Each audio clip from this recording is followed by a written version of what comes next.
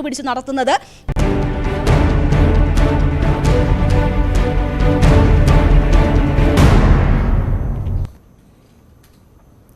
നമസ്കാരം. അന്തിച്ചർച്ച ആരംഭിക്കുകയാണ്. ദീർഘകാലമായി കോൺഗ്രസിനെ കുഴച്ചിരുന്ന ഒരു പ്രതിസന്ധിക്ക് ഒരു രാഷ്ട്രീയ തീരുമാനം കോൺഗ്രസ് കൈക്കൊണ്ടു. അയോധ്യ ക്ഷേത്ര ചടങ്ങിൽ പങ്കെടുക്കേണ്ടെന്നാണ് തീരുമാനം. ഏറെ ദിവസത്തെ കൂടിയാലോചനകൾക്കൊടുവിലാണ് ഇത്തരമൊരു തീരുമാനത്തിലേക്ക് കോൺഗ്രസ് നേതൃത്വം എത്തിയത്. ഈ തീരുമാനം രാഷ്ട്രീയമായി ഉചിതമാകുമോ തിരിച്ചടിക്കുമോ എന്ന പ്രശ്നം പക്ഷേ കോൺഗ്രസിനെ ഇതുവരെയും അകലുന്നില്ല എന്ന പ്രതിസന്ധി ഇപ്പോഴും തുടരുകയാണ്. കേരളം പോലെ സംസ്ഥാനങ്ങളിൽ നിന്നും പൊതുവായി ഉയർന്ന ആവശ്യം ചടങ്ങിൽ പങ്കെടുക്കരുത് എന്ന വാദമായിരുന്നു. പക്ഷേ അപ്രതീക്ഷിതമായ ചില തിരിച്ചടി നീക്കങ്ങൾ ഇപ്പോൾ ഈ നിമിഷത്തിൽ പ്രകടമാവുന്നുണ്ട്. NSS നേതൃത്വം അടക്കമുള്ളവർ കോൺഗ്രസിന്റെ തീരുമാനത്തെ വിമർശിക്കുന്നു. ഈശ്വരവിശ്വാസമുള്ളവർ എല്ലാവരും പങ്കെടുക്കണം, അതിൽ രാഷ്ട്രീയം നോക്കരുത്, കോൺഗ്രസിന്റെ തീരുമാനത്തിന് പിന്നിൽ തികച്ചും രാഷ്ട്രീയം എന്ന വാദമുയരുന്നു. കോൺഗ്രസിനെ പ്രതിസന്ധി അയയുന്നില്ലേ? ഇതിലെങ്ങനെ പരിഹാരമുണ്ടാവും? ഇതിൻ്റെ അറ്റം എങ്ങനെയാകും? തുടങ്ങിയ പ്രസക്തമായ രാഷ്ട്രീയ ചോദ്യങ്ങളാണ് ഉയർന്നു വരുന്നത്. അന്തിച്ചർച്ച ഇതിൻ്റെ രാഷ്ട്രീയമാണ് പരിശോധിക്കുന്നത്. എല്ലാ പ്രേക്ഷകർക്കും സ്വാഗതം.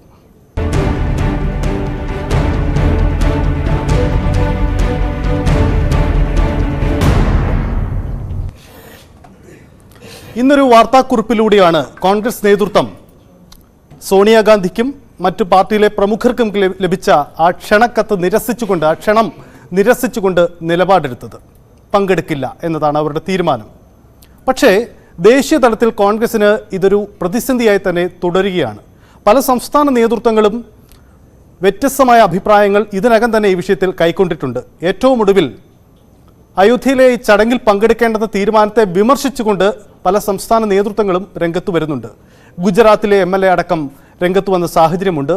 എന്തിനേറെ നമ്മൾ കേരളത്തിലേക്ക് വരുമ്പോൾ തന്നെ കോൺഗ്രസ് ഒട്ടും പ്രതീക്ഷിക്കാത്ത ഒരു തിരിച്ചടി കേരളത്തിലും ഉണ്ടാവുന്നു. കാരണം സംസ്ഥാനത്തെ പ്രബലമായ ഒരു സമുദായ സംഘടനയാണ് NSS. കോൺഗ്രസിന് കാര്യമായ വോട്ടുകൾ നൽകുന്ന സ്വാധീനമുള്ള ഒരു സംഘടന. ആ സംഘടന പോലും കോൺഗ്രസിൻ്റെ തീരുമാനത്തെ വിമർശിച്ചിരിക്കുന്നു. അതായത് രാഷ്ട്രീയമാണ് ഈ വിഷയത്തിൽ കോൺഗ്രസ് എടുത്ത തീരുമാനത്തിന് പിന്നിൽ എന്നതാണ് അവരടക്കം ഉന്നയിക്കുന്ന വിമർശനങ്ങൾ. സ്വാഭാവികമായും ഇത് വരും ദിവസങ്ങളിൽ വലിയ ചർച്ചകൾക്ക് ഇടയാക്കും എന്നതാണ് സാഹചര്യം. എന്തായാലും ന്യൂസ് 8-ന്റെ ന്യൂസ് ഡെസ്കിൽ ഈ വിഷയം ഞങ്ങൾ ഇന്ന് ചർച്ചയ്ക്ക് വെക്കുകയാണ്. അന്തിച്ചർച്ച പരിശോധിക്കുന്നത് കോൺഗ്രസ് അതിൻ്റെ രാഷ്ട്രീയ പ്രതിസന്ധി ഈ തീരുമാനത്തിലൂടെ മറികടന്നു എന്ന ചോദ്യമാണ്. ഐശ്വര്യ, നമ്മളെല്ലാം കുറേ ദിവസങ്ങളായി ചർച്ച ചെയ്ത ഒരു വിഷയമാണ്.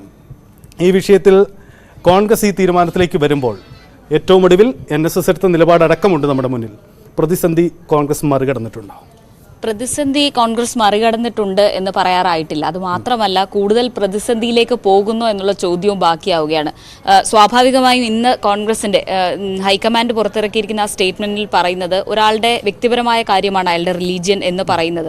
അതുകൊണ്ട് തന്നെ ഇക്കാര്യത്തിൽ ആ രീതിയിലുള്ള നിലപാടെടുക്കണം എന്നുള്ളത്, അതായത് BJPയുടെ രാഷ്ട്രീയ അജണ്ടയിലേക്ക് പോകേണ്ടതില്ല എന്നുള്ള കൃത്യമായ മെസ്സേജാണ്. പക്ഷേ എത്രത്തോളം ഇത് സാധാരണക്കാരായ പ്രവർത്തകരിലേക്കും ഒപ്പം സാധാരണക്കാരിലേക്കും ലോക്സഭ തെരഞ്ഞെടുപ്പ് വന്നു നിൽക്കുന്ന ഘട്ടത്തിൽ ഇത് എത്തിക്കാനാകും എന്നുള്ളതിനെ ആസ്പദമാക്കിയിരിക്കും വരും ദിവസങ്ങളിൽ. ഐശ്വര്യ, ഞാൻ അതിനിടയ്ക്ക് ഒരു കാര്യം ചോദിക്കട്ടെ.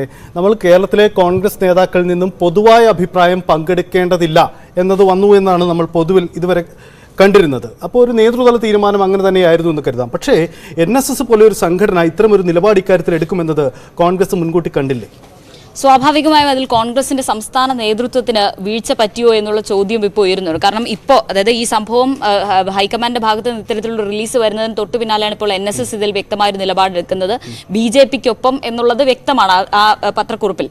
അത് മാത്രമല്ല, അതിൽ പറയുന്നുണ്ട് ഈ അയോധ്യ രാമക്ഷേത്രത്തിനൊപ്പം നിൽക്കണം എന്നുള്ളത് തന്നെയാണ് NSSന്റെ നിലപാട്. അത് ഏതെങ്കിലും രാഷ്ട്രീയ പാർട്ടിക്ക് വേണ്ടിയല്ല എന്ന് NSS പറയുന്നു. പക്ഷേ അത് സ്വാഭാവികമായും നേരത്തെ K മുരളീധരൻ അടക്കമുള്ള നേതാക്കൾ പറഞ്ഞത് അതിൽ പങ്കെടുക്കേണ്ടതില്ല എന്നുള്ള നിലപാട് വ്യക്തമാക്കിയിട്ടുണ്ട് എന്ന് പരസ്യമായി പ്രഖ്യാപിച്ച നേതാക്കളുണ്ട്. ആ രീതിയിൽ ഒരുപക്ഷെ ഇതിൽ പ്രവർത്തകർക്കിടയിൽ അല്ലെങ്കിൽ നേതാക്കൾക്കിടയിൽ വ്യത്യസ്ത അഭിപ്രായമുണ്ടോ അല്ലെങ്കിൽ ഉണ്ടായോ എന്നുള്ള ചോദ്യം ഉയരുന്നുണ്ട്. ഒപ്പം NSSനെ കൂടെ നിർത്തുന്നതിലടക്കം സംസ്ഥാന നേതൃത്വത്തിന് വീഴ്ച പറ്റിയോ അല്ലെങ്കിൽ അത് മനസ്സിലാക്കാതെ പോയോ എന്നതും ഉയരുന്ന ഒരു ചോദ്യമാണ്. രേണു, നമ്മൾ ഇന്ന് പകല് ഈ കോൺഗ്രസിന്റെ തീരുമാനം ചർച്ച ചെയ്തപ്പോൾ ഒട്ടും പ്രതീക്ഷിച്ചതല്ല. കേരളത്തിലെ ഏറ്റവും അനുകൂലമായ ഒരു രാഷ്ട്രീയ തീരുമാനമാണ് കോൺഗ്രസ് കൈക്കൊണ്ടതെന്നാണ് നമ്മളെല്ലാവരും ആ തീരുമാനം വന്നപ്പോൾ പ്രതീക്ഷിച്ചത്. പക്ഷേ NSS ഇങ്ങനൊരു നിലപാടെടുക്കുന്നു. അതിൽ ഒരു കൂട്ടിച്ചേർക്കൽ കൂടിയുള്ളത്, കെ സുരേന്ദ്രൻ അടക്കമുള്ള BJP നേതാക്കൾ NSSന്റെ ഈ പ്രസ്താവന ഏറ്റെടുത്തുകൊണ്ട് മറ്റൊരു രാഷ്ട്രീയ നീക്കത്തിന് തുടക്കമിട്ടിട്ടുണ്ട്. ഇതുവരെയുള്ള ഒരു നീക്കത്തിൽ കോൺഗ്രസിന് നഷ്ടം പേറേണ്ടി വരുമെന്ന് തോന്നുന്നു അല്ലേ? ഒന്നും പറയാനാകാത്ത സ്ഥിതി എന്ന് തന്നെ പറയണം സജിത്ത്. ഇവിടെ ഇപ്പോൾ കോൺഗ്രസിനെ സംബന്ധിച്ച് ഇങ്ങനെ ഒരു സെൻസിറ്റീവായ ഒരു വിഷയം അത് കൈകാര്യം ചെയ്യുന്നത് ഒരു വല്ലാത്ത പ്രതിസന്ധി തന്നെയായിരുന്നു. കേരളത്തിലെ സാഹചര്യമല്ല നോർത്ത് ഇന്ത്യയെ സംബന്ധിച്ച്. അപ്പോൾ ഇവിടെ എന്ത് തീരുമാനമെടുക്കും എന്നുള്ളത് അവരെ സംബന്ധിച്ച് ഒരു പ്രതിസന്ധിയായിരുന്നു. അവർ അതിന് ഒരുവിധം പരിഹാരം കണ്ടു എന്ന് തന്നെയാണ് നമ്മൾ മനസ്സിലാക്കുന്നത്. ഇതിൽ എനിക്ക് തോന്നുന്നത് ക്ഷണിക്കപ്പെട്ട അതിഥികൾക്ക് മാത്രമാണ് 22-ാം തീയതി പ്രാണപ്രതിഷ്ഠ ചടങ്ങിൽ പങ്കെടുക്കാൻ കഴിയുക. അതിനുവേണ്ടി കോൺഗ്രസിൽ ക്ഷണം കിട്ടിയ നേതാക്കൾ ഈ 3 പേരാണ്: മല്ലികാർജ്ജുൻ ഖാർഗെ, അധീർ രഞ്ജൻ ചൗധരി, സോണിയാഗാന്ധി. ആ ക്ഷണിക്കപ്പെട്ട അതിഥികൾ അന്ന് അവിടെ പോകുന്നില്ല എന്ന് തീരുമാനമെടുക്കുമ്പോൾ കോൺഗ്രസ് പ്രതിനിധികളെ അയക്കുന്നില്ല. കോൺഗ്രസ് ആ ചടങ്ങ് ബഹിഷ്കരിക്കുന്നു എന്ന് തന്നെ നമുക്ക് പറയാം. നമ്മൾ കണ്ടതാണ്, പുതിയ പാർലമെന്റ് മന്ദിരത്തിന്റെ ഉദ്ഘാടനം കോൺഗ്രസ് ബഹിഷ്കരിച്ച ഒരു ചടങ്ങായിരുന്നു. അന്ന് ഈ നമ്മളുടെ ഇതൊക്കെ പ്രതിഷ്ഠിക്കുന്ന ദിവസം അത് കോൺഗ്രസ് ബഹിഷ്കരിക്കുമ്പോൾ അത് ആന്റി ഹിന്ദുത്വ നിലപാട് ആയി തന്നെയാണ് BJP അതിനെ ചിത്രീകരിച്ചത്. അതുപോലെ ഈ ചടങ്ങും ഇപ്പോൾ കോൺഗ്രസ് ബഹിഷ്കരിക്കുന്നു. അവർ ഔദ്യോഗികമായി തീരുമാനം എടുത്തിരിക്കുന്നു. കോൺഗ്രസിനെ സംബന്ധിച്ച് ക്ഷണിക്കപ്പെട്ട അതിഥികൾ പോകുന്നില്ല. അപ്പോൾ പോലും അവർ ആ സ്റ്റേറ്റ്മെന്റിൽ പറയുന്നുണ്ട് മതം, വിശ്വാസം അത് ഓരോ വ്യക്തികളുടേതുമാണ് എന്ന്. അപ്പോൾ ഇഷ്ടമുള്ളവർക്ക് ഒരു വ്യക്തി എന്ന നിലയിൽ അവിടെ പോകുന്നതിന് നോ പറഞ്ഞിട്ടില്ല. ആർക്കും അവിടെ പോകാം, ചടങ്ങിൽ വേണമെങ്കിലും പങ്കെടുക്കാം. പക്ഷേ ഔദ്യോഗിക സ്ഥാനങ്ങളിലുള്ള കോൺഗ്രസ് പ്രതിനിധികൾ പോകേണ്ട എന്നൊരു തീരുമാനമെടുത്തിരിക്കുന്നത്. ഇവിടെ തരൂർ ഉൾപ്പെടെയുള്ളവർ പറഞ്ഞത് നമുക്കറിയാം. ഞാൻ എപ്പോഴെങ്കിലും പോകാം, പക്ഷേ ഈ ഒരു സാഹചര്യം രാഷ്ട്രീയ മുതലെടുപ്പിന് ഉപയോഗിക്കുന്നത് കൊണ്ട് ഇപ്പോൾ അങ്ങേറ്റേക്കില്ല. അപ്പോൾ പൊതുവെ കോൺഗ്രസ്സുകാരായിട്ടുള്ളവർക്ക് സ്വീകാര്യമാകുന്ന ഒരു നിലപാടാണ്. അതുകൊണ്ട് തന്നെ കോൺഗ്രസിനുള്ളിൽ നിന്ന് വലിയ രീതിയിലൊരു പ്രതിസന്ധി ഈ കാര്യത്തിൽ കോൺഗ്രസിന് ഉണ്ടാകേണ്ടതില്ല. കാരണം വ്യക്തിപരമായി ആർക്കും പങ്കെടുക്കാമെന്ന ഒരു അവസരം അവിടെ കിടക്കുന്നത് കൊണ്ട് തന്നെ. പക്ഷേ NSSന്റെ ഇപ്പോൾ വന്നിട്ടുള്ള ഈ സ്റ്റേറ്റ്മെന്റ് പരോക്ഷമായിട്ടെങ്കിലും കോൺഗ്രസിനെ കുറ്റം പറയുന്ന ആ സ്റ്റേറ്റ്മെന്റ് കേരളത്തിൽ കോൺഗ്രസിനെ സംബന്ധിച്ച് ഒരു തലവേദനയാണ്. അത് BJP മുതലെടുക്കും എന്നതൊരു വളരെ വലിയ ഫാക്ടറാണ്. അതിനെ എങ്ങനെ മറികടക്കാം എന്നതാണ് കോൺഗ്രസിനെ സംബന്ധിച്ചുള്ള ഒരു ഇത്. പക്ഷെ അപ്പോൾ പോലും CPM-നും സമാനമായ നിലപാടാണ് എന്നത് കൊണ്ട് തന്നെ കോൺഗ്രസിന് കേരളത്തിൽ അത് വലിയ ബുദ്ധിമുട്ട് സൃഷ്ടിക്കില്ല എന്നാണ് എൻ്റെ തോന്നൽ. കാരണം CPM-ഉം ഇതിലെ ഈ വിഷയത്തിൽ ഒരേ നിലപാടാണ്. അതുകൊണ്ട് അവർക്ക് അവരുടെ ഏറ്റവും വലിയ റൈവൽ പാർട്ടിയിൽ നിന്ന് വലിയൊരു തിരിച്ചടി നേരിടുന്ന സാഹചര്യം ഉണ്ടാകുന്നില്ല. അല്ലെങ്കിൽ ഇവരുടെ പിന്തുണ CPM-ലേക്ക് പോകും എന്ന ഒരു സാഹചര്യം ഉണ്ടാകുന്നില്ല. ഇതിൽ നിന്ന് പക്ഷേ BJP എത്ര ഫലം കൊയ്യും, അതിനുള്ള സാധ്യതയുണ്ടോ എന്നത് പരിശോധിക്കപ്പെടേണ്ടതാണ്. ശരി മിഥുന്, ഈ യഥാർത്ഥത്തിൽ എനിക്ക് തോന്നുന്നു കോൺഗ്രസ് ഇത്തരമൊരു തീരുമാനമെടുത്തത് ഏറെ കൂടിയാലോചനയ്ക്ക് ശേഷമാണ്. 2-3 കാര്യങ്ങളാണ് ഉള്ളത്. ഒന്ന്, കേരളത്തിൽ രാഷ്ട്രീയമായി ഏറ്റവും അനുകൂലമാവാൻ സാധ്യതയുള്ള ഒരു തീരുമാനം. അതുകൊണ്ടാണ് പങ്കെടുക്കേണ്ട എന്ന് തീരുമാനമെടുത്തു. നേതാക്കൾ ചിലർ പരസ്യമായും ചിലർ അല്ലാതെയും ഒക്കെ ആരും നേതൃത്വം ഇതിൽ പങ്കെടുക്കരുത് എന്ന നിലപാട് പൊതുവിൽ സ്വീകരിച്ചതാണ്. പക്ഷേ ദേശീയ തലത്തിൽ ഈ തീരുമാനം അത്ര ഉചിതമാവില്ലെന്ന് തിരിച്ചറിവ് ഒരുപക്ഷെ അവർക്കുണ്ടായിരിക്കാം. കാരണം നമുക്കറിയാം, അവിടേക്ക് ചെല്ലുമ്പോൾ കേരളത്തിൻ്റെ ചിത്രമല്ല, ദേശീയ തലത്തിൽ അവിടെ വിശ്വാസവും ഒക്കെ ചേർന്ന് പോകുന്ന ജനവിഭാഗം കൂടുതലായുള്ള വോട്ടർമാർക്കുള്ള സ്ഥലമാണ്. അപ്പം ദേശീയ തലത്തിലെ ഒരു തിരിച്ചടി ഉണ്ടാകും എന്നത് കണ്ടിട്ടും കേരളമടക്കമുള്ള സംസ്ഥാനങ്ങളിൽ ഒരുപക്ഷെ ഏറ്റവും അനുകൂലമായ രാഷ്ട്രീയ തീരുമാനമെന്ന തിരിച്ചറിവിലെടുത്ത തീരുമാനമാണ്. ഒന്നുകൂടിയുണ്ട്, നേരത്തെ രേണുക റിപ്പോർട്ട് ചെയ്തതുപോലെ ഇന്ത്യ മുന്നണിയുടെ പൊതു നിലപാടിനൊപ്പം നിൽക്കുക എന്നൊരു വലിയ കാഴ്ചപ്പാട് കൂടി എൻ്റെ അകത്തുണ്ടാവും. പക്ഷേ അങ്ങനെ തീരുമാനമെടുത്തിട്ടും ആ ആശയക്കുഴപ്പം മാറുന്നില്ല. കേരളത്തിൽ തന്നെ ഇവിടെ പ്രതിസന്ധി ഉണ്ടാകുന്നു. അതൊരു പ്രശ്നമായി മാറുകയല്ല. തീർച്ചയായും. അതായത് അതിൽ നമ്മൾ എടുത്തു പറയേണ്ട ഒരു കാര്യം എന്ന് പറഞ്ഞാൽ ആകെ 2 ഘടകങ്ങൾ മാത്രമാണ് പങ്കെടുക്കരുതെന്ന് ആവശ്യപ്പെട്ടിട്ടുള്ളത്. ഒന്ന് ബംഗാൾ ഘടകവും കേരള ഘടകവും. ഈ 2 സ്റ്റേറ്റുകൾ മാത്രമാണ് ഇത്തരത്തിലുള്ളൊരു ആവശ്യം മുന്നോട്ട് വെച്ചത്. പക്ഷേ ഹിന്ദി ഹൃദയഭൂമിയിൽ അടക്കമുള്ള സംസ്ഥാനങ്ങളൊക്കെ അവിടെ പങ്കെടുക്കണമെന്നുള്ള ആവശ്യമാണ് മുന്നോട്ട് വെച്ചിട്ടുള്ളത്. നമുക്കറിയാം, സമീപകാലത്ത് നടന്ന നിയമസഭാ തെരഞ്ഞെടുപ്പിലടക്കം വലിയ രീതിയിലുള്ള തിരിച്ചടി കോൺഗ്രസിന് നേരിടേണ്ടി ചെയ്തിട്ടുണ്ട്. കൂടാതെ തന്നെ നമ്മൾ 2019 കണക്ക് നോക്കുമ്പോൾ ഈ 4 അതിൽ പ്രധാനപ്പെട്ട 4 സ്റ്റേറ്റുകളിലെ കണക്ക് നോക്കുമ്പോൾ ഏകദേശം UP ആയാലും മധ്യപ്രദേശ് ആയാലും രാജസ്ഥാൻ ആയാലും ഛത്തീസ്ഗഡ് ആയാലും ഈ 4 സ്റ്റേറ്റുകളിൽ നിന്ന് 144ഓളം ലോക്സഭാ മണ്ഡലങ്ങളുണ്ട്. അതിൽ 6 സീറ്റുകൾ മാത്രമാണ് കഴിഞ്ഞ തെരഞ്ഞെടുപ്പിൽ, ലോക്സഭാ തെരഞ്ഞെടുപ്പിൽ കോൺഗ്രസിന് വിജയിക്കാനായിട്ടുള്ളത്. ഇത്തവണ വരുമ്പോൾ ഈ പ്രധാനമായും രാമജന്മഭൂമി അത് ഏറ്റെടുക്കുന്നു. അത് BJPയുടെ പ്രകടന പത്രികയിലുള്ള വാഗ്ദാനം തന്നെയാണ്. അത് വിശ്വാസികളെ സംബന്ധിച്ച് അത് വലിയ രീതിയിൽ വോട്ടാക്കി മാറ്റാൻ BJPക്ക് സാധിക്കുകയും ചെയ്യും. അങ്ങനെ നോക്കുമ്പോൾ കോൺഗ്രസ് അത്തരത്തിലൊരു എതിർപ്പ് പ്രകടമാക്കുമ്പോൾ അത് ഏത് തരത്തിലായിരിക്കും കോൺഗ്രസിനെ ബാധിക്കാൻ പോകുന്നതെന്നാണ് നമ്മൾ നോക്കിക്കാണേണ്ടത്. അത് കോൺഗ്രസ് ഇപ്പോൾ നമ്മളിപ്പോൾ പറയുന്നതനുസരിച്ച് ബംഗാളിൽ തൃണമൂൽ കോൺഗ്രസ് ആണ് അവിടെ ഏറ്റവും പ്രധാനപ്പെട്ട കക്ഷി. കോൺഗ്രസിന് പഴയ കാലത്തെ ഒരു പ്രതാപം ബംഗാളിലില്ല. പക്ഷേ നമുക്ക് ഇങ്ങോട്ട് കേരളത്തിലേക്ക് വരുമ്പോൾ കേരളത്തിൽ മാത്രമാണ് അല്പമെങ്കിലും ഒരു പ്രതിപക്ഷം അല്ലെങ്കിൽ മുഖ്യ പ്രതിപക്ഷം എന്ന് പറയാൻ പറ്റുന്ന രീതിയിൽ നമുക്ക് ഞാൻ മിഥുൻ്റെ ആ വാദം അംഗീകരിച്ചു. ഞാനും അങ്ങനെയാണ്, എൻ്റെ ഒരു കാഴ്ചപ്പാട് അങ്ങനെ. പക്ഷേ അവിടുന്ന് വ്യത്യസ്തമാണ്. കാരണം കേരളത്തിൽ ഈ തീരുമാനത്തിലേക്ക് എത്താൻ അല്ലെങ്കിൽ കേരളത്തിലെ നേതാക്കൾ അങ്ങനെ ചിന്തിച്ചാൽ അവർക്ക് ഘടകമായത് മുസ്ലിം വോട്ടുകൾ നഷ്ടപ്പെടുമോ എന്ന ആശങ്ക അല്ലേ? ലീഗ് എതിരാകുമോ അല്ലെങ്കിൽ മറ്റ് മുസ്ലിം സംഘടനകൾ എതിരാകുമോ എന്നൊക്കെ ആയിരിക്കും അവരെ ഭയപ്പെടുത്തിയിരുന്നത്. പക്ഷേ അതിൽ നിന്ന് വ്യത്യസ്തമായി ഇപ്പോൾ കേരളത്തിൽ കോൺഗ്രസിന് പിന്തുണ നൽകിയിരുന്ന ഒരു പ്രബല ഹിന്ദു വിഭാഗമാണ് കോൺഗ്രസ് തീരുമാനത്തിനെതിരെ രംഗത്ത് വരുന്നത്. അപ്പോൾ ഇതൊരു അപ്രതീക്ഷിത തിരിച്ചടി എന്ന രീതിയിലേക്ക് കൂടി വ്യാഖ്യാനിക്കേണ്ടി വരില്ലേ? തീർച്ചയായും. അതായത് നമുക്കറിയാം, സമീപകാലത്തൊക്കെ തന്നെ നമ്മൾ നോക്കിക്കണ്ടത് തന്നെയാണ് ഈ NSSന്റെ നിലപാട്. നമുക്കറിയാം സുകുമാരൻ നായർ പറയുന്നതല്ല NSSന്റെ നിലപാട് എന്ന് നമുക്ക് പറയേണ്ടി വരും. കാരണം സുകുമാരൻ നായർ പറയുന്ന ഒരിക്കലും NSകാർ മുഴുവൻ പേരും കേൾക്കുമെന്ന് എനിക്ക് ഞാൻ വിശ്വസിക്കുന്നില്ല. പക്ഷേ അവര് ഇലക്ഷനിലേക്ക് വരുമ്പോൾ ഒരു സമദൂര നിലപാട് ഒക്കെ സ്വീകരിക്കാനുള്ള സാഹചര്യമുണ്ട്.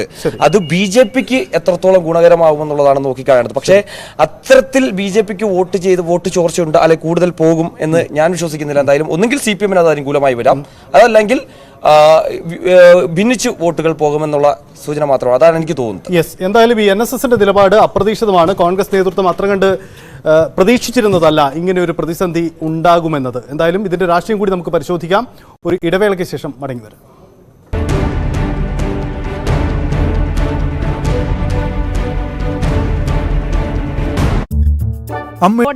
അതുകൊണ്ട് അതിൽ നിന്ന് വിട്ടുനിൽക്കുന്നു എന്ന ഒരു ന്യായീകരണവും കോൺഗ്രസ് നൽകും. അയോധ്യയിലെ പ്രാൺ പ്രതിഷ്ഠ ചടങ്ങിൽ കോൺഗ്രസ് പങ്കെടുക്കില്ല. BJPയുടെയും RSSന്റെയും രാഷ്ട്രീയ പദ്ധതിയാണെന്നും ഭക്തി വ്യക്തിപരമാണെന്നും കാട്ടിയാണ് തീരുമാനം.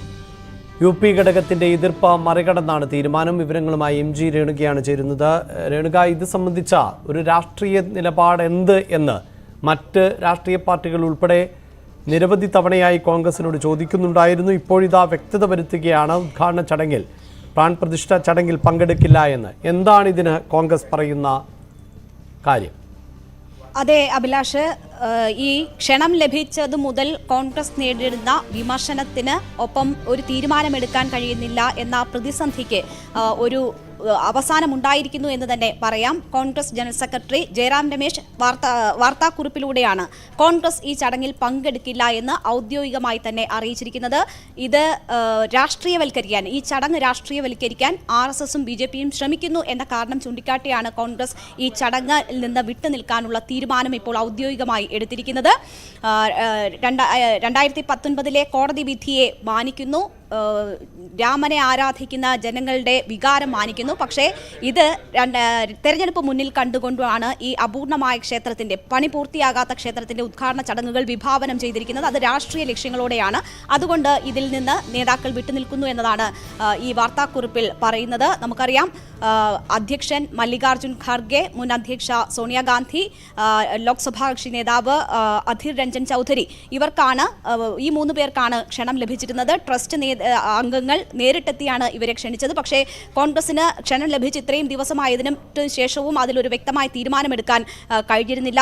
ഇന്ത്യ മുന്നണിയിലെ മറ്റ് കക്ഷികളായ CPM-ഉം തൃണമൂൽ കോൺഗ്രസും ലീഗും ഒക്കെ ക്ഷണം ലഭിച്ചപ്പോൾ തന്നെ അത് നിരസിക്കുന്ന സാഹചര്യമുണ്ടായി. എന്നാൽ കോൺഗ്രസിന് വ്യക്തമായൊരു തീരുമാനമെടുക്കാൻ കഴിയാതിരുന്നത് വലിയ വിമർശനങ്ങൾക്ക് ഇടയാക്കിയിരുന്നു. എന്നാൽ ഇപ്പോൾ കോൺഗ്രസ് ഒരു തീരുമാനമെടുത്തിരിക്കുന്നു.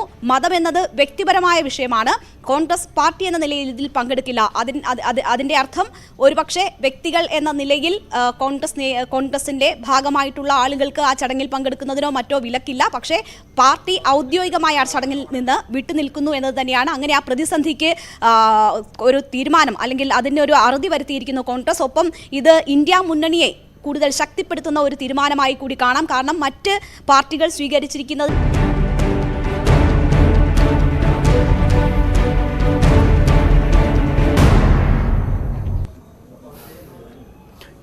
യെസ്, നമ്മൾ മടങ്ങി വരികയാണ് അന്തിച്ചർച്ചയിലേക്ക്. കോൺഗ്രസിൻ്റെ അയോധ്യ ചടങ്ങിൽ പങ്കെടുക്കേണ്ടത് തീരുമാനം രാഷ്ട്രീയമായി ശരിയായിരുന്നോ, അത് തിരിച്ചടിക്കുമോ എന്ന പ്രസക്തമായ ചർച്ചയിലേക്കാണ് നമ്മൾ വീണ്ടും പോകുന്നത്. കിരൺ ബാബു ഉണ്ട്.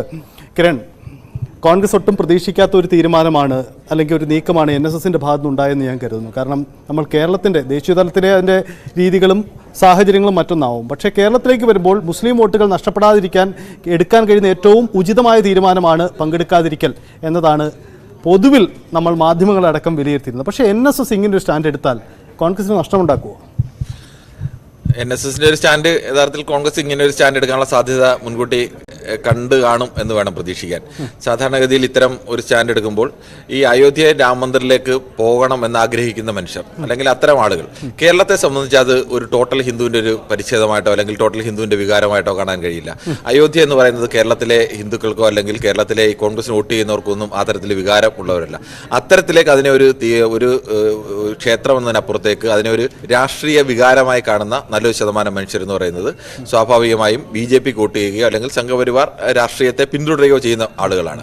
അങ്ങനെ സംഘപരിവാർ രാഷ്ട്രീയത്തെ പിന്തുടരുന്ന ആളുകളെ സംബന്ധിച്ചിടത്തോളം അവരുടെ ഭാഗത്തു നിന്ന് കോൺഗ്രസിന് വലിയ നേട്ടമൊന്നും ഉണ്ടാകാനുള്ള സാധ്യത വളരെ കുറവാണ്. കോൺഗ്രസിനെ സംബന്ധിച്ചിടത്തോളം ദേശീയ തലത്തിലടക്കം സംഘപരിവാർ രാഷ്ട്രീയത്തിനെതിരായി നിൽക്കുന്ന ഒരു പാർട്ടിയെ ഏറ്റവും ദുർബലപ്പെടുത്തുക എന്നുള്ളത് തന്നെ അവരുടെ ഒരു പ്രധാന അജണ്ടയായി തന്നെ നിൽക്കുകയാണ്. അപ്പോൾ അവിടെ നിന്ന് NSS അങ്ങനെ ഒരു സ്റ്റാൻഡ് എടുത്ത് എന്നതുകൊണ്ട് സ്വാഭാവികമായും വലിയൊരു നഷ്ടത്തിലേക്കൊന്നും അല്ലെങ്കിൽ ശബരിമല കാലത്തൊക്കെ പോലെ NSSന്റെ സ്റ്റാൻഡിനൊപ്പം നിൽക്കുക അതൊക്കെ കേരളത്തിലെ വിശ്വാസിയെ സംബന്ധിച്ചൊരു വികാരം കൂടിയായിരുന്നു ഈ ശബരിമല എന്ന് പറയുന്നത്. കിരൺ, ഈ ഒരു സംശയം, ഈ NSSനെ എന്തായാലും തള്ളിക്കളഞ്ഞുകൊണ്ട് ഒരു സ്റ്റാൻഡൊന്നും കോൺഗ്രസ് എടുക്കുമോ അല്ലെങ്കിൽ അങ്ങനെ ധൈര്യം അവർ കാണിക്കുമെന്ന് എനിക്ക് തോന്നുന്നില്ല. NSSനെ ഒന്ന് അനുനയിപ്പിക്കാനോ അല്ലെങ്കിൽ ഈ തീരുമാനത്തിൽ ഞങ്ങളുടെ വാദം എന്താണെന്ന് ന്യായീകരിച്ച് ഒന്നുകൂടി വ്യക്തമാക്കാനോ കോൺഗ്രസ് ശ്രമിക്കേണ്ടി വരും അല്ലേ? അത് ഒരു പ്രധാനപ്പെട്ട വിഷയം. NSSന് ഈ പലപ്പോഴും ഈ സ്റ്റാൻഡ് ഒക്കെ എടുക്കുന്നത് ഈ വിഷയത്തിന്റെ വ്യാപ്തിയോ അല്ലെങ്കിൽ വിഷയത്തിന്റെ വൈകാര്യാവസ്ഥയോ നോക്കിയിട്ടില്ല. കോൺഗ്രസിനെ സംബന്ധിച്ചപ്പോൾ എല്ലാ കാലത്തും NSSന് കോൺഗ്രസ് നേതൃത്വത്തിൽ ശക്തമായ ഒരു പിടി അല്ലെങ്കിൽ നിയന്ത്രണം എല്ലാ കാലത്തും ഉണ്ടായിരുന്നു. അത് വളരെ കുറഞ്ഞ കാലത്ത് മാത്രമാണ് ഇടതുമുന്നണിക്ക് പിന്തുണ നൽകിയിട്ടുള്ളത്. കൂടുതൽ കാലവും NSS പിന്തുണ നൽകിയിട്ടുള്ളത് കോൺഗ്രസ് മുന്നണിക്കാണ്. ഇപ്പോൾ കോൺഗ്രസിലെ പ്രധാനപ്പെട്ട രണ്ട് നേതാക്കൾ, ഒന്ന് K സുധാകരൻ, രണ്ട് VD സതീശൻ. ഈ രണ്ട് നേതാക്കൾ വന്നതോടുകൂടി NSSനുണ്ടായ ഒരു വിഷയം ഈ രണ്ട് നേതാക്കളുമായും NSS അങ്ങനെ ഏതെങ്കിലും തരത്തിൽ ചേർന്ന് വലിയ ബന്ധം പുലർത്തുന്നില്ല. അവരും NSSനെ ആ തരത്തിലേക്ക് ഒരു പ്രത്യേക പരിഗണനയോ ആ തരത്തിലേക്കൊന്നും കാണുന്നില്ല ഈ രണ്ട് നേതാക്കളും. അതിലുള്ള ശക്തമായ അമർഷം കഴിഞ്ഞ കുറെ കാലമായി തന്നെ NSS നേതൃത്വത്തിന് ഉണ്ട്. അതിന്റെ ഒരു പ്രതിഫലനം കൂടിയാവണം ഇപ്പോൾ അങ്ങനെ ഒരു തീരുമാനമെടുത്താൽ ഇവരെ ഞങ്ങളുടെ അടുത്തേക്ക് വരുത്തണം. വീണ്ടും ഒരു ലോക്സഭാ തെരഞ്ഞെടുപ്പിലേക്ക് വരാൻ പോവുകയാണ്. NSSന്റെ നിലപാടിനെ രാഷ്ട്രീയമായി മുതലെടുക്കാൻ BJP ശ്രമിക്കുന്നുണ്ട്. സുരേന്ദ്രനൊക്കെ അത് ഏറ്റെടുത്ത് വന്നു കഴിഞ്ഞു. അത് സ്വാഭാവികമാണ്. NSSനെ സംബന്ധിച്ചിടത്തോളം BJPയെ സംബന്ധിച്ചിടത്തോളം അത്തരം മുതലെടുപ്പിന് ശക്തമായി തന്നെ ശ്രമിക്കും. നമ്മളിതെല്ലാം ആലോചിക്കണം. കഴിഞ്ഞ നിയമസഭാ തെരഞ്ഞെടുപ്പിൽ പരസ്യമായി തന്നെ LDFനെതിരെ അഭിപ്രായം പറഞ്ഞതാണ് സുകുമാരൻ നായർ. സ്വാഭാവികമായും NSSന്റെ അഭിപ്രായം വന്നു കഴിഞ്ഞപ്പോൾ അത്തരം ഒരു NSS വികാരമൊക്കെ ഉൾക്കൊണ്ട ആളുകളൊക്കെ ആണെങ്കിൽ സ്വാഭാവികമായും അതിൽ സംഘടനയിൽ വിശ്വസിക്കുകയും അല്ലെങ്കിൽ സംഘടനയിൽ പ്രവർത്തിക്കുകയൊക്കെ ചെയ്യുന്നവരൊക്കെ തിരിച്ച് വോട്ട് ചെയ്തിരുന്നെങ്കിൽ ഉറപ്പായും കേരളത്തിൽ LDF അധികാരത്തിൽ വരില്ലായിരുന്നു. ശബരിമല വിഷയം വന്നപ്പോൾ ഈ ഒരു ഏത് സംഘടനയുടെ നേതാവായിക്കോട്ടെ ആ നേതാവ് പറയുന്ന വിഷയങ്ങൾ ആ സംഘടനയിലെ അണികൾക്ക് കൂടി ബോധ്യപ്പെടുന്ന ഒരു വിഷയമാണെങ്കിൽ സ്വാഭാവികമായും അവർ ആ സംഘടനയുടെ നിലപാടിനൊപ്പം നിൽക്കും. പണ്ട് SNDP ആയാലും NS ആയാലും SNDP മുൻകാലങ്ങളിൽ വലിയ സമരമൊക്കെ SN കോളേജുമായി ബന്ധപ്പെട്ട വലിയ സമരമൊക്കെ നടന്നപ്പോൾ കൊല്ലം അടക്കമുള്ള സ്ഥലങ്ങളിൽ വലിയ പരാജയത്തിലേക്ക് വന്നു. അന്ന് വെള്ളാപ്പള്ളി നടേശൻ ഒരു നിലപാട് സ്വീകരിച്ചെങ്കിൽ അതിനെ സ്വീകരിക്കാൻ SNDPയിലെ ഒരു വലിയ വിഭാഗം ആളുകൾ തയ്യാറായി. അത് അവർക്ക് കൂടി ബോധ്യപ്പെടുന്ന വിഷയമാണ്. പിന്നീട് അദ്ദേഹം പല ഘട്ടത്തിൽ പല നിലപാടുകൾ സ്വീകരിച്ചിട്ടുണ്ട്. അപ്പോഴൊന്നും അദ്ദേഹത്തിന്റെ നിലപാടിനനുസരിച്ച് LDFന് ലാഭം ഉണ്ടാവുകയോ അല്ലെങ്കിൽ നഷ്ടം ഉണ്ടാവുകയോ കോൺഗ്രസിന്റെ ലാഭമോ നഷ്ടമോ ഒന്നും ഉണ്ടായിട്ടില്ല. അപ്പോൾ ഇവർക്ക് ബോധ്യപ്പെടുന്ന ഒരു വിഷയമാണ്. ഇപ്പൊ ശബരിമല വിഷയത്തിൽ എടുക്കുന്ന തീരുമാനത്തിന്റെ ഒരു വൈകാരിക അവസ്ഥ അയോധ്യ വിഷയത്തിൽ കേരളത്തിൽ NSS പ്രവർത്തകരായ മഹാഭൂരിപക്ഷം പേർക്ക് ഉണ്ടാവും എന്ന് തോന്നുന്നില്ല. അതുകൊണ്ട് തന്നെ താൽക്കാലികമായി ഇങ്ങനെ ഒരു തിരിച്ചടി ഉണ്ടാവുമെങ്കിലും അത് എന്തായാലും നേതൃത്വത്തിന്റെ ഈ ആഹ്വാനം അങ്ങ് ഏറ്റെടുക്കാൻ പോകാൻ സുമാർ നേരെ എന്ത് പറഞ്ഞാലും NSSന്റെ എല്ലാവരും അങ്ങനെ ഏറ്റെടുക്കാൻ സാധ്യതയില്ല. അങ്ങനെ ഒരു ഏറ്റെടുക്കാനുള്ള സാധ്യതയില്ല. ഈ കേരളത്തിലാണെങ്കിൽ കേരളത്തിലെ ഒരു NSS നേതാവെന്ന് മാത്രമല്ല SNDP ആയാലും ഇനി സഭാ നേതൃത്വം ഒക്കെ ആയിക്കോട്ടെ അവരൊക്കെ ഒരു ആഹ്വാനം പറഞ്ഞാൽ ആ ആഹ്വാനത്തിന് എനിക്ക് കൂടി ബാധിക്കുന്നതാണെന്ന് ആ വിശ്വാസികൾക്ക് അല്ലെങ്കിൽ അവരെ അനുകൂലിക്കുന്നവർക്ക് തോന്നലുണ്ടായാൽ മാത്രമേ അത് രാഷ്ട്രീയമായി തിരിച്ചടിയാവുകയോ അല്ലെങ്കിൽ അത് ഒരു അനുകൂലമാവുകയോ ഒക്കെ ചെയ്യും. എന്തായാലും NSSന്റെ തീരുമാനം അതങ്ങനെ വലിയ അഫക്റ്റ് ചെയ്യില്ലെന്നാണ് കിരണിന്റെ ഒരു വിലയിരുത്തൽ. നമുക്ക് എന്തായാലും മനു ഭരത് സ്റ്റുഡിയോയിലേക്ക് കയറാൻ പോയതിനു മുമ്പ് മനു, ഇത് കേരളവും NSSും എടുക്കുന്ന നിലപാടൊക്കെ അങ്ങ് മാറ്റി നിർത്താം. ദേശീയ തലത്തിൽ കോൺഗ്രസിൽ ആശയക്കുഴപ്പത്തിൽ ഒരു വ്യക്തത ഉണ്ടായിട്ടുണ്ടോ? ഈ ഗുജറാത്ത് പോലെയുള്ള സംസ്ഥാനങ്ങളിൽ നിന്ന് ഇപ്പോഴും വ്യത്യസ്ത അഭിപ്രായങ്ങൾ ഉയരുന്നുണ്ട്. വ്യത്യസ്ത അഭിപ്രായം മാത്രമല്ല ശക്തമായ പ്രതിഷേധവും വരും എന്നാണ് നമ്മൾ മനസ്സിലാക്കേണ്ടത്. കാരണം ഉത്തരേന്ത്യയിൽ ശ്രീരാമനെ മാറ്റി നിർത്തിക്കൊണ്ട് ആളുകളെ ഒരു രാഷ്ട്രീയ ചേരിയിലേക്ക് നിർത്താൻ കോൺഗ്രസിന് കഴിയില്ല. മാത്രവുമല്ല ഒരുപക്ഷെ ദക്ഷിണേന്ത്യൻ സംസ്ഥാനങ്ങളിൽ ഇത്തവണ കൂടുതൽ മെച്ചപ്പെട്ടൊരു പ്രകടനം കാഴ്ചവെക്കാം എന്നൊരു നിലപാട് സ്വീകരിച്ചുകൊണ്ടാവും കോൺഗ്രസ് ഇങ്ങനെ ഒരു ഔദ്യോഗിക നിലപാടിലേക്ക് പോയത്. അല്ലെങ്കിൽ നേരത്തെയുള്ള ഇപ്പോൾ കോൺഗ്രസ് എടുത്തിട്ടുള്ള ഒരു സെക്യുലർ ക്രെഡൻഷ്യൽസിന് നഷ്ടം വരുമോ എന്നുള്ള ഒരു ഭീതി ഉണ്ടാകാം. അല്ലെങ്കിൽ ഈ അയോധ്യയിൽ നടന്ന ഇത് തകർക്കൽ, ആ പള്ളി പൊളിക്കുന്നതുമായി ബന്ധപ്പെട്ടുള്ള വിഷയങ്ങളിൽ അതിനെ അനുകൂലിക്കുന്ന ഒരു നിലപാട് കോൺഗ്രസിന് എടുക്കേണ്ടി വന്നു എന്ന് പിന്നീട് ഒരു വിമർശനം ഉണ്ടാകും എന്നൊക്കെ ഭയന്നിരിക്കാം. പക്ഷേ അതിൻ്റെയൊക്കെ അപ്പുറത്തേക്ക് ഇവിടെ കോൺഗ്രസിന് വളരെ തന്ത്രപരമായി രക്ഷപ്പെടാനുള്ള ഒരു പഴുതുണ്ടായിരുന്നു. അതെന്തുകൊണ്ടാണ് അവരങ്ങനെ ചിന്തിക്കാത്തതെന്ന് എനിക്ക് മനസ്സിലാകുന്നില്ല. 3 പേരെയാണ് ക്ഷണിച്ചത്, അതിൽ ഒരാൾക്ക് പോകാമായിരുന്നു. മറ്റു 2 പേർക്ക് ഇത് കോൺഗ്രസിൻ്റെ നിലപാടാണ്, ഒരുപക്ഷെ സോണിയാഗാന്ധിക്ക് വേണമെങ്കിൽ പോകാമായിരുന്നു. മറ്റു 2 പേരും ഞങ്ങൾ കോൺഗ്രസിൻ്റെ ഔദ്യോഗിക ഭാരവാഹികൾ എന്ന നിലയിൽ ഇത് BJPയെ രാഷ്ട്രീയമായി എതിർക്കുന്നു എന്ന് കാണിക്കാൻ മാറി നിൽക്കുകയും ചെയ്യുമായിരുന്നു. അങ്ങനെ ഒരു സ്പ്ലിറ്റ് ഡിസിഷൻ വന്നാൽ കോൺഗ്രസിന് ഇതിൽ നിന്ന് രക്ഷപ്പെടാമായിരുന്നു.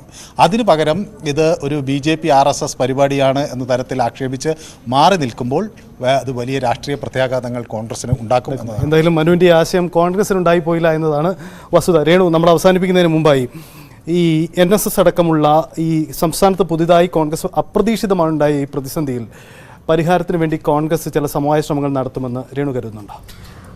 ഏതെങ്കിലും തരത്തിലൊക്കെയുള്ള ചർച്ചകൾ അനൗദ്യോഗികമായിട്ടൊക്കെ നടത്താനുള്ള സാധ്യതയുണ്ട്.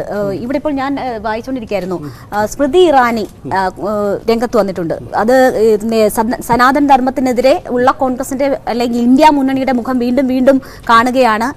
ആന്റി ഹിന്ദു നിലപാടുകൾ കോൺഗ്രസിൻ്റെത് ആവർത്തിക്കുന്നു എന്ന തരത്തിലുള്ള വിമർശനം. അപ്പോൾ ദേശീയ തലത്തിൽ ഇത് BJP ആ നിലയിൽ ശക്തമായി കോൺഗ്രസിനെതിരെ ഉപയോഗിക്കും എന്ന കാര്യത്തിൽ തീരുമാനമായിരിക്കുന്നു. കേരളത്തിൽ NSS ഉയർത്തിയ വെല്ലുവിളി കോൺഗ്രസിന് വലിയ പ്രതിസന്ധി സൃഷ്ടിക്കും. NSS വോട്ടുകൾ ഉറപ്പിക്കാൻ, അത് നേതൃത്വത്തിന്റെ പിന്നിൽ എത്ര പേരുണ്ട് എന്നത് അവർ അങ്ങനെ നോക്കില്ല, അത് ഉറപ്പിക്കാനുള്ള ശ്രമങ്ങൾ അവർ നടത്തും. അത് അനൗദ്യോഗികമായിട്ടായാലും ഔദ്യോഗികമായിട്ടായാലും ഒക്കെ അവർ ആ ചർച്ചകളോ എന്തെങ്കിലുമൊക്കെ നടക്കും എന്നതാണ് തോന്നുന്നത്. പിന്നെ ലീഗിന്റെ വോട്ട്, ലീഗിന്റെ പിന്തുണ ഒക്കെ അവർക്ക് ഇതാണ്. ഇന്ത്യ മുന്നണി ഒരുമിച്ച് പോകേണ്ടതിന്റെ അത്യാവശ്യമൊക്കെ ഉണ്ട്. കോൺഗ്രസിനെ സംബന്ധിച്ച് അവർക്ക് എടുക്കാൻ പറ്റുന്ന ഒരു ഉചിതമായ തീരുമാനമാണ് അവർ എടുത്തിരിക്കുന്നത്. പക്ഷേ പ്രത്യാഘാതങ്ങൾ ഉണ്ടാകും, പ്രശ്നങ്ങൾ ഉണ്ടാകും. അത് പരിഹരിച്ച് മുന്നോട്ട് പോവുക എന്നതാണ് അവർക്ക് മുന്നിലുള്ള വഴി. അതിനുള്ള ശ്രമം നേതൃത്വം നടത്തുമെന്ന് നമ്മൾ കരുതാം. രാഹുലിന്റെ യാത്ര തുടങ്ങാനിരിക്കുകയാണ്. ഹിന്ദി ഹൃദയഭൂമിയിലൂടെയാണ് കടന്നു പോകാനിരിക്കുന്നത്. മൃദു ഹിന്ദുത്വ പരീക്ഷിച്ചു പരാജയപ്പെട്ട ഇടമാണ്. അവിടെ ഇപ്പോൾ ഒരു കൃത്യമായ സ്റ്റാൻഡ് എടുത്ത് രാഹുൽ യാത്ര തുടങ്ങുകയാണ്.